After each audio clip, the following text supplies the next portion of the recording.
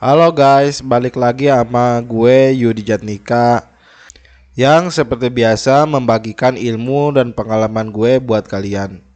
Kali ini video gue ini adalah video part keempat, gak kerasa ya guys, dan merupakan sambungan dari part 1, 2, dan part 3 sebelumnya. Di part 1 kita udah bahas tentang branch restriction. Lalu di part 2 juga udah dibahas tentang istilah-istilah di part 1 yang sulit-sulitnya. Terus di part 3 juga kita udah bahas tentang branching model. Jadi di video ini masih ada dalam tema yang sama, yaitu tema konfigurasi workflow pada Bitbucket. Buat yang belum tonton part 1, 2, dan part 3-nya, gue saranin buat lo tonton.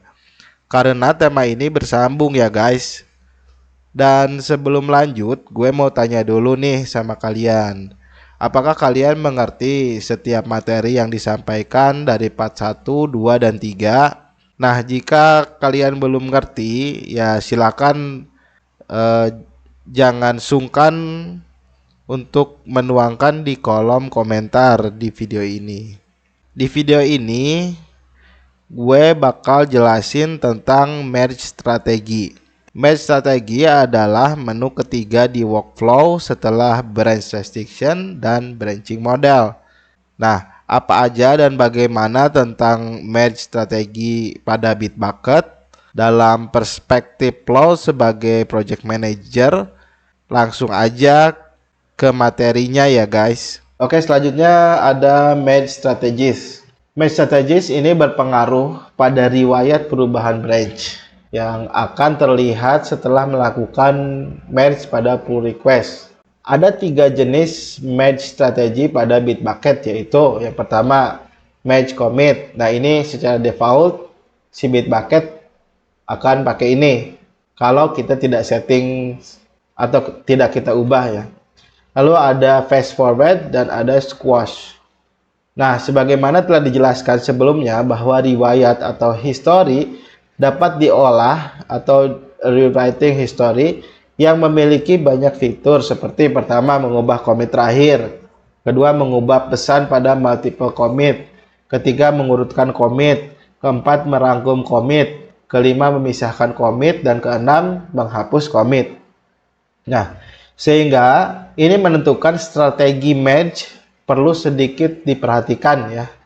Namun pada dasarnya perbedaan merge strategi ini mempersulit penggunaan Git secara umum. Jadi rekomendasinya merge commit atau defaultnya si Bitbucket ini yang mencatat riwayat history lebih terperinci dibandingkan strategi yang lainnya. Oke, kita belajar merge strategies, merge commit ya. Si merge commit ini default dipakai oleh Bitbucket.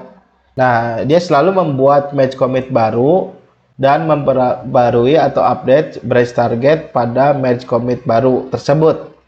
Meskipun asal sumber branch sudah up to date dengan tujuan target branch. Jadi di sini bisa kita lihat fitur ini akan dibuatkan history yang baru ya. Jadi ini pencatatan historinya lebih lengkap kalau menurut saya.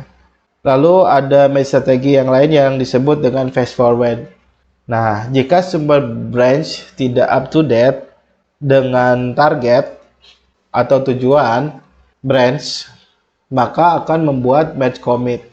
Apabila tidak, maka perbarui target branch kepada commit terakhir pada sumber asal atau branch awalnya. Lalu selanjutnya adalah merge strateginya adalah squash ya.